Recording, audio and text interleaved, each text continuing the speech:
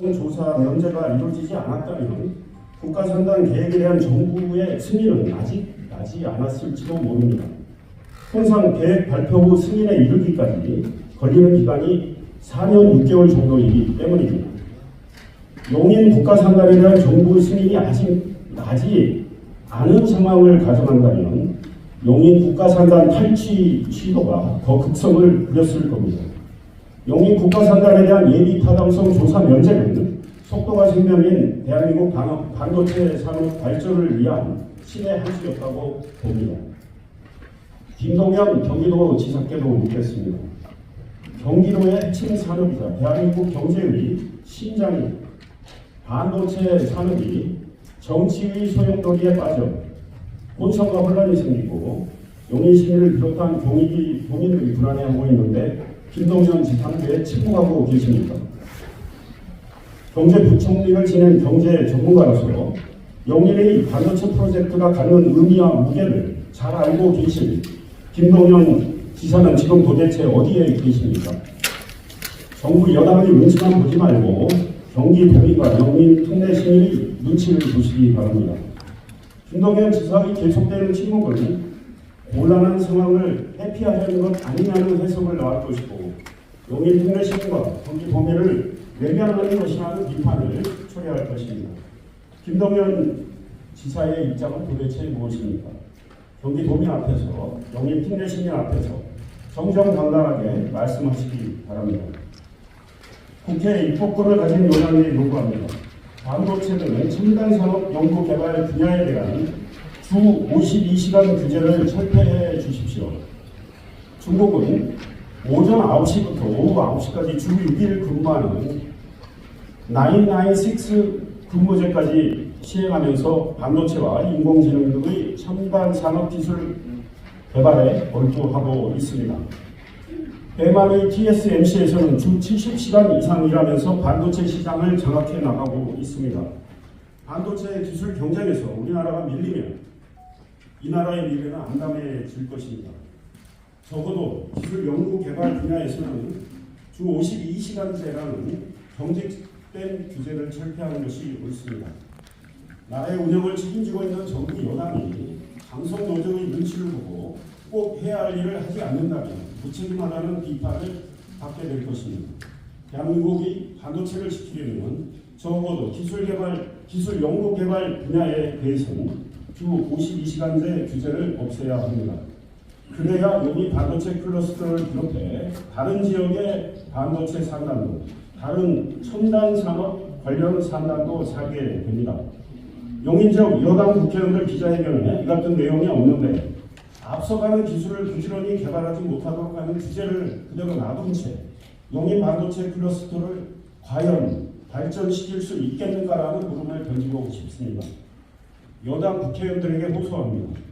제발 눈을 나라 밖으로 돌려 경쟁국에서 어떻게 움직이는지 주의 깊게 관찰하시기 바랍니다. 국내 반도체 기업 관계자들과 적극 소통하며 그들의 걱정, 불안감을 청취하시기 바랍니다.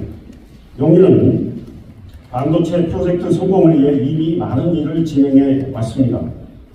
1년 전에 국가선단 계획 정부 승인이 이루어짐에 따라 보상 절차를 잘 밟아왔고 보상도 이미 시작됐습니다. 삼성전자는 이 국가선단에서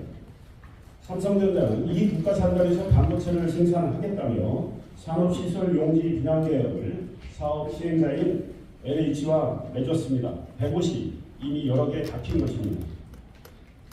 이 국가선단과 삼성전자 기업 캠퍼스, SK 하이닉스의 온산면 용인 반도체 클러스터 등 세 곳은 지난 2023년 10월 산업통상자원부에 의해 국가첨단전략산업 특화단지로 지정됐습니다.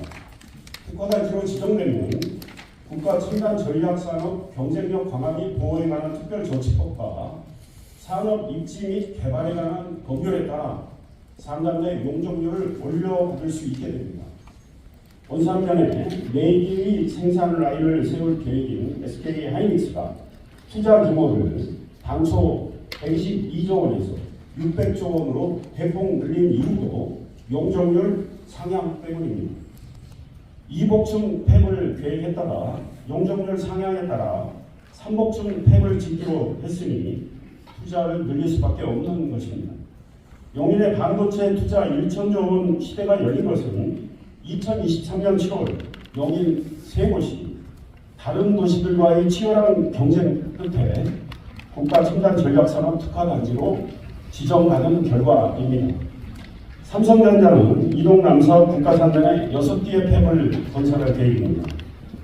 삼성전자도 특화단지로 지정된 이곳에 삼복층 팹을 지을 것입니다.